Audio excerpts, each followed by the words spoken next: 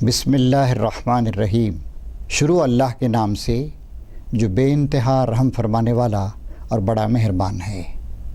محترم اور مکرم ناظرین، گلشن اسلام ہمارے اس پروگرام میں آپ کا استقبال۔ آپ سب کو رمضان کی رحمتیں مبارک ہوں۔ آج ہم مختصر گفتگو کریں گے آپ سے اللہ تعالیٰ کی مغفرت کے بارے میں۔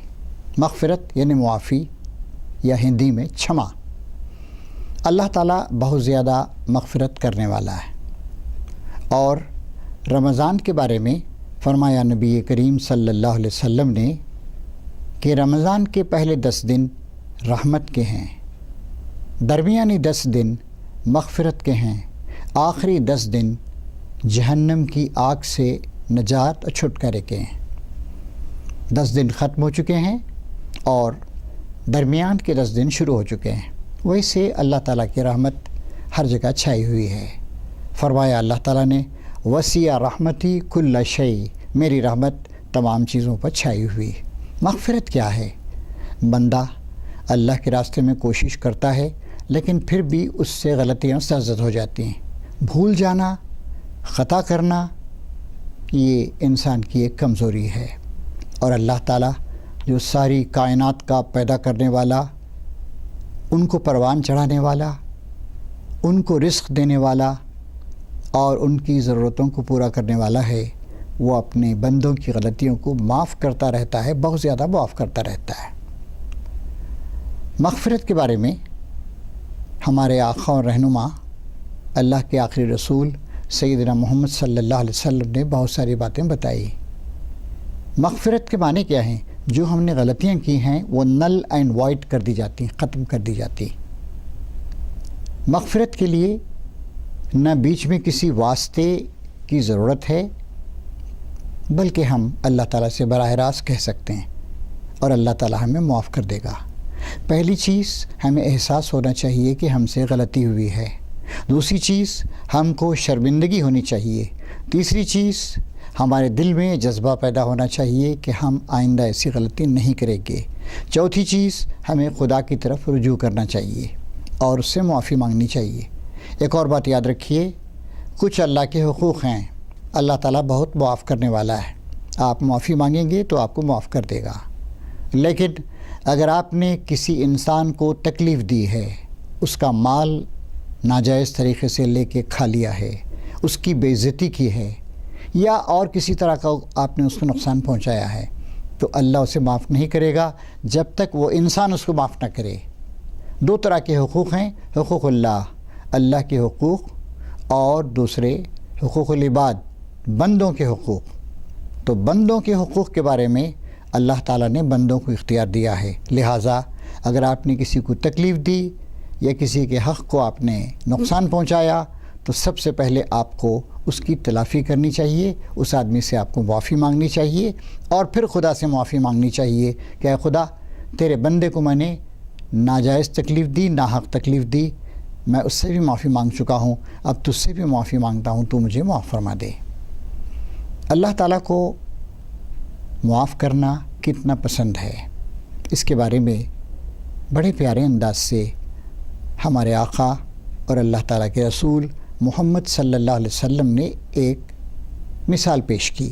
آپ نے کہا، ایک شخص کسی صحرا میں لخودق میدان میں محو سفر ہے، اس کا کھانا پانی اس کی سواری پر رکھا ہوا ہے، اور اس کی سواری کہیں کھو جاتی ہے۔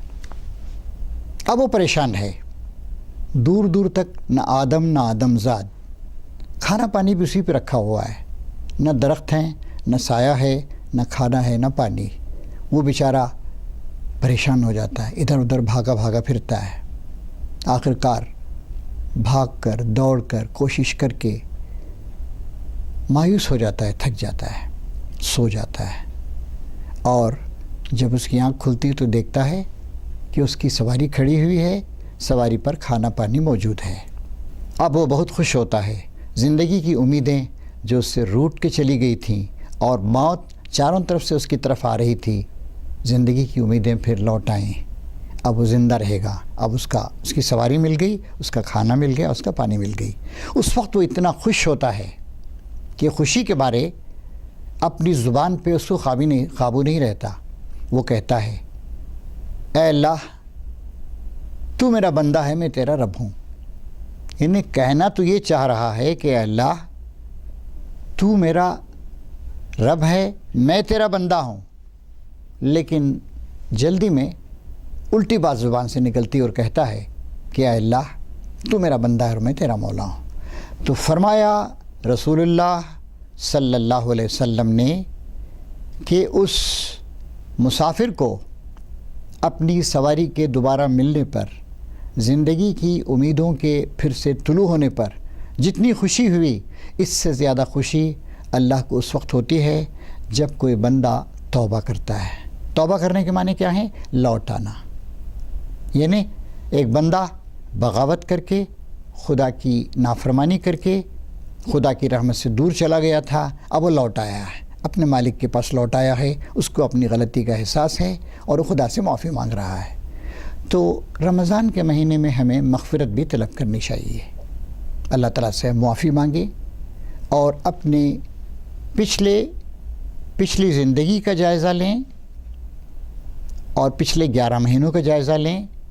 ہماری زندگی کیسے گزری، ذمہ داری کے احساس کے ساتھ یا بے احساسی کے ساتھ، اور ہم دیکھیں کہ جو بھی ہم سے غلطیاں ہو گئی ہیں ہم ان کی تلافی کریں اور ہم اللہ تعالیٰ سے معافی مانگیں. اگر ایسا ہم نے کیا تو اللہ تعالیٰ کی رحمت لوٹ آئے گی. فرمایا اللہ تعالیٰ نے ان رحمت اللہ قریب من المحسنین، بے شک اللہ کی رحمت اچھے کام کرنے والوں سے بہت زیادہ قریب. اور غافر الذنب، گناہوں کا معاف کرنے والا ہے، گناہوں کو مٹا دیتا ہے.